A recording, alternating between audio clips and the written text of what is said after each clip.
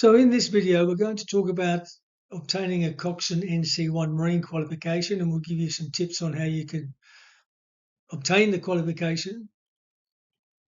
So in this video, we're going to give you some tips on how you obtain a Coxswain NC1 marine qualification and how you can actually shorten the process by doing some other courses and certificates first before you get to the actual Coxswains. Organisations that deliver Coxswains courses don't run them all the time. Some may run them 2 or 3 times a year, maybe 4 at the most. Some may run them monthly, but there may be a online component as well. So make sure you check with the provider. There are 3 levels of Coxswains: NC1, NC2 and NC3. In this video, we're going to specifically talk about Coxswain NC1, where you need a Coxswain certificate, what the NC1 allows you to do, what eligibility requirements are there to obtain the Coxswain certification, and then our tips will cover getting your marine radio license first of all. That's quite an important and easy actual license to get, and we'll look at why you need it. Obtaining your first aid certificate, 1-day course that could be done before you enroll in a Coxswain course, and getting some basic coastal navigation knowledge as well through our training program, which we've been running for many, many years. All this can save you a lot of time if you follow those steps. So when do you need a Coxswain certificate of competency? Well, you need it when you're in command of not only just the vessel, but also the engines as well, because a Coxswain covers 2 areas on board. Covers you being in command of the vessel, you're the master of the vessel, but you're also in charge of the engines as well. And this is on a vessel, commercial vessel, that is less than 12 metres in length. You need to demonstrate that you've got the knowledge and skills of rules and regulations, navigational skills, engine operation, emergency responses, and troubleshooting. As a coxswain, you are the master of the vessel, so you need to demonstrate some leadership, crew leadership, working in a team environment, being effective in your communication, being able to deal with conflicts on board and making sure that everybody is working together consistently and undertaking those regulatory requirements, and also following good seamanship practices. So an NC1 relates to vessels under 12 metres in length that are operating within Australia's exclusive. So an NC1 relates to a vessel under 12 metres in length. If it has just outboard engines on the vessel, then there would be no limit on the size of those engines. But if you have an inboard engine, the limit is 500 kilowatts. Now, a question that always comes up is, what if the vessel has 2 engines? Well, the 2 engines are counted just as one. So if you have, for example, 2 inboard engines and they were 450 kilowatt each, that would not double to 900 kilowatt and exempt you from operating that vessel. They would still be counted as just 450 kilowatt, even though it may have twin engines.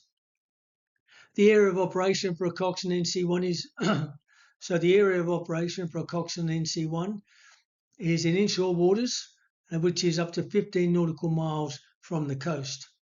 However, it does allow you to work on larger vessels, so a vessel up to 24 metres, in the capacity of a chief mate. So you would be under the authority of the master of that vessel.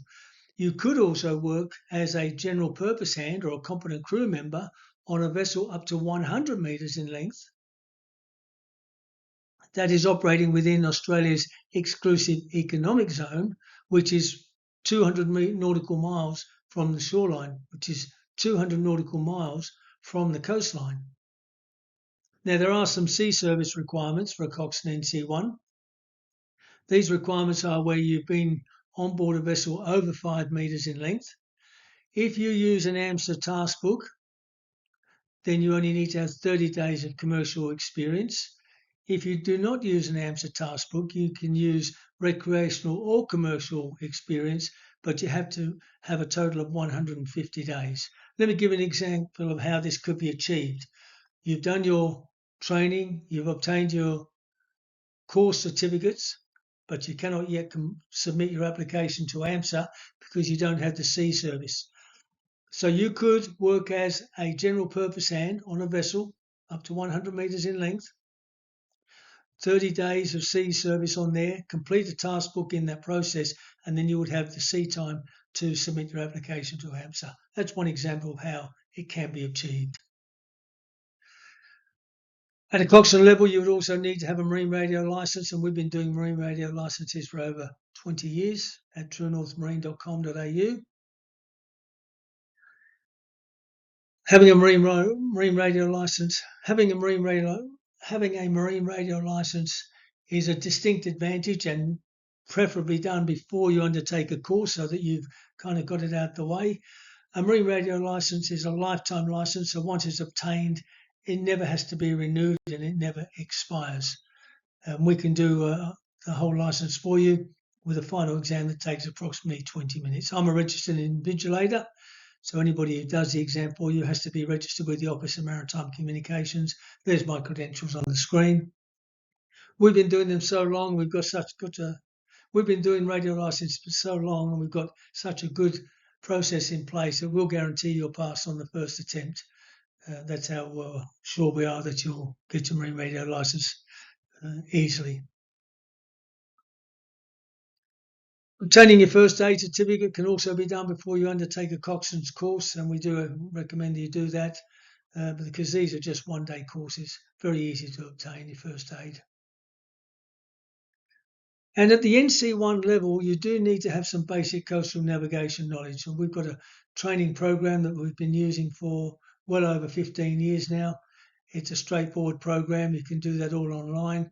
We'll give you the very, very basics of coastal navigation that will get you through any third-party examination that you need to undertake.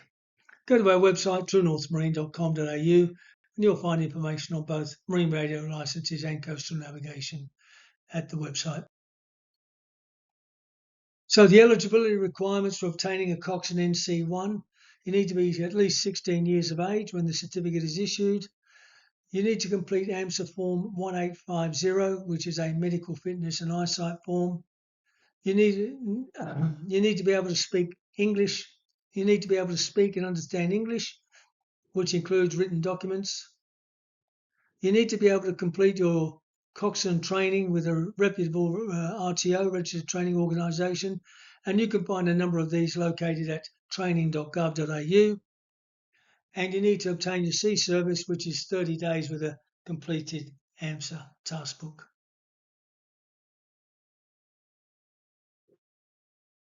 So here's our tips for obtaining your Coxswain NC1, which can be done relatively quickly if you follow the steps on the page. Get your marine radio licence as soon as you can, because it's a licence that never expires and never has to be renewed. Once it's done, it's finished. Obtain your first aid certificate, a one-day course, very easy to obtain, completed. You do need to renew every 3 years, of course, but in the context here, we're talking about getting you to that Coxswain NC1 stage of submitting your application. So these are the steps you should follow. Complete your basic coastal navigation. We can do that on our website, truenorthmarine.com.au. Then complete your coxswain course with an approved provider, and make sure you receive 2 certificates. One is your coxswain course completion certificate, and the other one is known as an AMSA, which is an AMSA mandated practical assessment document. Complete AMSA 1850 medical form. Complete and submit AMSA 426 application form, and that can be found on AMSA's website at amsa.gov.au. And then finally, once you are employed, once you're working on a vessel, continue with your career path. There are additional courses that you can undertake, additional study, which will take you up the path to maybe a Master under 24, Master under 45, and so on. There's no limit really to where you can go once you've started with your coxswain. Good luck with it, and there's the instructions on there. Take a screenshot or have a review of the video again, just so you understand what's involved to get that Coxswain NC1 marine qualification.